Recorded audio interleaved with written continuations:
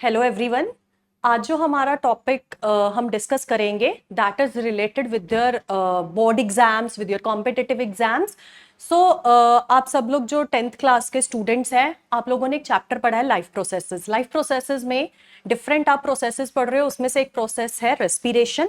जब हम रेस्पिरेशन में बात करते हैं, हम बोलते हैं कि जो हम फूड का कंजप्शन कर रहे हैं, उस फूड का ब्रेकडाउन हो रहा है and the breakdown of the food will release energy.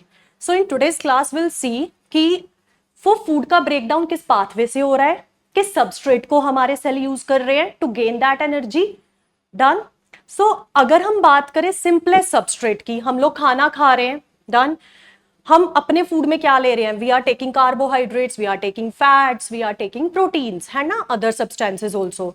So simplest substrate जो हमारे सेल यूज करते हैं, बाय यूजिंग दैट सबस्ट्रेट जब एनर्जी रिलीज होती है, फूड का ब्रेकडाउन होता है, सेल उस फूड का ब्रेकडाउन कर रहा है, तो दैट सिंपलेस्ट सबस्ट्रेट हम किसकी बात कर रहे हैं? पर्टिकुलरली ग्लूकोज की। क्लियर? सो ग्लूकोज के लिए हम वर्ड यूज करते हैं, it is the cellular fuel, because glucose क्या दे रहा है इसको? सेल को एनर्जी देता है। तो आज की वीडियो में मैं वही तुम्हें पढ़ाऊंगी पूरा कि कैसे ग्लूकोज का ब्रेकडाउन हो रहा है और कैसे सेल एनर्जी रिलीज करता है, और वो एनर्जी फिर डिफरेंट एक्टिविटीज में क्या हो रही है? यूज हो रही है।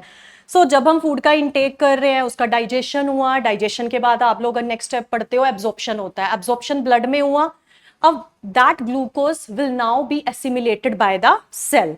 सो सेल ने उस ग्लूकोज का ब्रेकडाउन करा। सो कैसे ब्रेकडाउन करा सेल ने? देखिए, ये आपको कुछ फैमिलियर लग रहा होगा, है ना, क्योंकि हमने ये कहां पढ़ा है? एनसीईआरटी में। सो ये जो मैंने फ्लो चार्ट बनाया है, जो यहाँ फ्लो चार्ट शो हो रहा है, ये क्या दिखा रहा है कि ग्लूकोज का जो ब्रेकडाउन है वो अलग अलग पाथवे से होकर जाता है। डन। सो अगर हम इस ग्लूकोज की बात करते हैं बेटा, तो ग्लूकोज कितने कार्बन मॉलिक्यूल है? 6 कार्बन मॉलिक्यूल है। इस फ्लो चार्ट में देखो जरा कि ग्लूकोज कहां गया? सेल में साइटोप्लाज्म में एंटर करा। साइटोप्लाज्म में एंटर करने के बाद पाइरूवेट बन रहा है, जो कि 3 कार्बन मॉलिक्यूल है, और एनर्जी रिलीज हो रही है। Now this pyruvate will undergoes the breakdown in the form of various aspects. Clear? तो अब हम एक एक करके इन्हीं एस्पेक्ट्स को डिस्कस करेंगे। सबसे पहले मैं स्टार्ट करूंगी in the presence of oxygen. Done. So next slide में हम देखते हैं। देखिए जर्नी कहां से बिगिन हुई? फूड का इंटेक हुआ, ग्लूकोज सेल में एंटर करा, है ना। सेल का कंपोनेंट आपने पढ़ा है साइटोप्लाज्म। ग्लूकोज जैसे ही साइटोप्लाज्म में जाएगा, glucose will undergoes break down in the cytoplasm. कोई भी कैसी भी एक्सटर्नल कंडीशन है, whether oxygen is present, whether oxygen is absent, पहला स्टेप रेस्पिरेशन में जब हम ग्लूकोज के ब्रेकडाउन की बात करते हैं, यही रहता है कि ग्लूकोज का ब्रेकडाउन होगा साइटोप्लाज्म में and it will result in the formation of pyruvate. और इसी स्टेप को जो मैंने लिखा है ना, यहाँ journey begins in the cytoplasm, यहां पे हम किस स्टेप की बात कर रहे हैं? यहां पे डिस्कस हम कर रहे हैं ग्लाइकोलाइसिस, दैट इज ग्लूकोज का ब्रेक डाउन। तो आप देख रहे हो यहां पे कि जैसे ही 6 कार्बन मॉलिक्यूल ग्लूकोज का ब्रेकडाउन हो रहा है, क्या बना रहा है? वो पाइरूवेट बना रहा है। याद रखना, बोर्ड्स में भी आता है, pyruvate is a 3 carbon molecule. याद रखना, ग्लूकोज कितने कार्बन मॉलिक्यूल है? 6 कार्बन मॉलिक्यूल। पाइरूवेट कितने कार्बन मॉलिक्यूल है? 3 कार्बन मॉलिक्यूल है। क्लियर? और साथ में कुछ अमाउंट में क्या रिलीज हो गई? एनर्जी। तो ग्लूकोज ने पाइरूवेट बना दिया। सारा प्रोसेसिंग कहां हो रही है? साइटोप्लाज्म में। नाउ नेक्स्ट स्टेप इज कि अब जो ये पाइरूवेट बना है ना, अब इस पाइरूवेट का फेट कौन डिसाइड करता है? सो ये जो पाइरूवेट का फेट है ना, उसको कौन डिटरमिन करेगी? ऑक्सीजन। क्लियर? ऑक्सीजन के ही बेसिस पे हम अलग अलग एस्पेक्ट्स देखते हैं कि अब पाइरूवेट का ब्रेकडाउन कैसे होगा। क्या वो साइटोप्लाज्म में ही ब्रेकडाउन कर जाएगा या किसी ऑर्गेनेल का हेल्प लेगा? तो 3 एस्पेक्ट्स में इसको मैंने डिवाइड करा है। सबसे पहला है कि पाइरूवेट का ब्रेकडाउन ऑक्सीजन की प्रेजेंस में हो। सेकंड है कि पाइरूवेट का breakdown lack of oxygen, lack of oxygen है, ऑक्सीजन एब्सेंट नहीं है, ध्यान रखना। और थर्ड आता है absence of oxygen. Lack of oxygen में डेफिशिएंसी है, ऑक्सीजन है लेकिन डेफिशिएंट है। So regarding the first pathway, that is the presence of oxygen. देखिए अब सेल के अंदर कंडीशन है, ऑप्टिमल कंडीशंस मिल रही है सेल को, प्रॉपर ऑक्सीजन मिल रही है। Now what will happen? जो ग्लूकोज ने ब्रेकडाउन करके पाइरूवेट बनाया था, that pyruvate will now enter into the next part of the cell जो कि आप ऑर्गेनल पढ़ते हो, and this organelle is also known as the power house of the cell. बहुत बार पढ़ते हो, 9th क्लास में सब पढ़ के आए हो। It is known as the power house of the cell. क्यों? क्योंकि यहां पे होता है एटीपी का प्रोडक्शन, जो कि आपका एनर्जी करेंसी होता है सेल का। क्लियर? तो हुआ क्या, हमने फर्स्ट एस्पेक्ट देखा कि ऑक्सीजन प्रेजेंट है। नाउ जो ग्लूकोज ने पायरुवेट बनाया था 3 कार्बन मॉलिक्यूल, अब वो पायरुवेट कहां एंटर कर रहा है? माइटोकॉन्ड्रिया में। जैसे ही वो पायरुवेट माइटोकॉन्ड्रिया में एंटर करेगा, it will undergoes breakdown, carbon dioxide बना रहा है, वाटर बना रहा है, और साथ में क्या रिलीज हो रही है? एनर्जी। और आप सबको पता है कि इसी प्रोसेस को हम और क्या बोलते हैं? We call this process as aerobic respiration. So the breakdown of the glucose into pyruvate and further the breakdown of the pyruvate into carbon dioxide, energy as well as water, this whole process is known as aerobic respiration। और ये aerobic respiration cell के 2 parts में हो रही है। पहले glucose कहां टूटा? साइटोप्लाज्म में। फिर ग्लूकोज का पायरुवेट का फर्दर ब्रेकडाउन कहां हुआ है? माइटोकॉन्ड्रिया में। तो सेल में हम 2 पार्ट्स की बात करेंगे, one is cytoplasm and other one is the mitochondria. Clear? फिर आ जाते हैं सेकेंड एस्पेक्ट पे। ऑक्सीजन डिसाइड कर रही थी पायरुवेट का फेट, है ना? तो अब तुम्हारे पास जो सेकेंड एस्पेक्ट है ना, दैट इज सडन डेफिसिट। किसका डेफिसिट हो गया? ऑक्सीजन का। सो लैक ऑफ ऑक्सीजन कब होता है बेटा?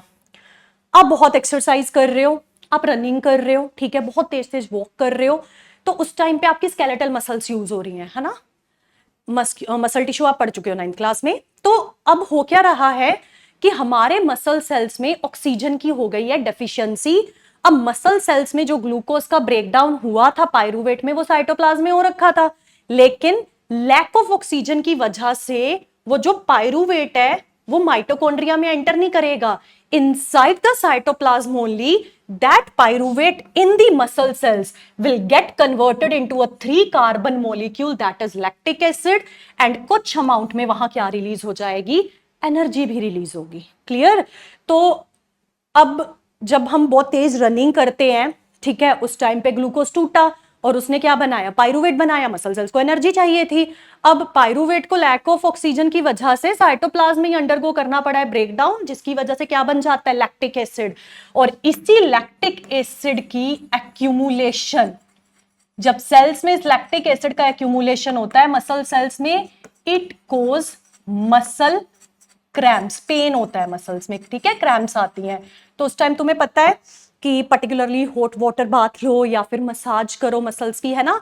तो ब्लड सर्कुलेशन इंप्रूव होता है, ऑक्सीजन इंप्रूव होती है, तो लैक्टिक एसिड फर्दर अपना क्या हो जाता है? इसका ब्रेकडाउन हो जाएगा। क्लियर? तो सेकेंड एग्जाम्पल आ गया हमारा मसल सेल्स। तो अगर हम ह्यूमन में बात करें तो 2 एस्पेक्ट्स हमने पढ़े।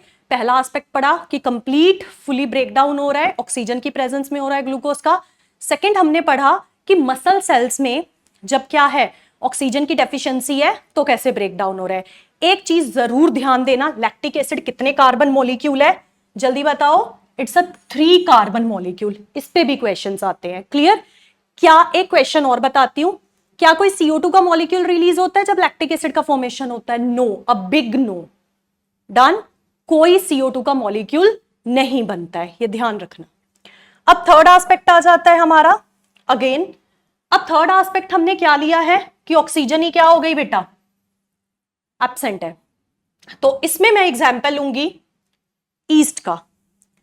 ईस्ट आपने सुना है फंगस किंगडम में आता है ईस्ट। ईस्ट को हम पर्टिकुलरली अगर अपनी इंडस्ट्रीज में बात करें, कमर्शियल स्केल प्रोडक्शन जैसे हम करते हैं, अल्कोहल इंडस्ट्री में देख लो, बेकिंग में, ब्रूरी में, हम हर जगह क्या यूज कर रहे हैं? ईस्ट यूज करते हैं, ठीक है।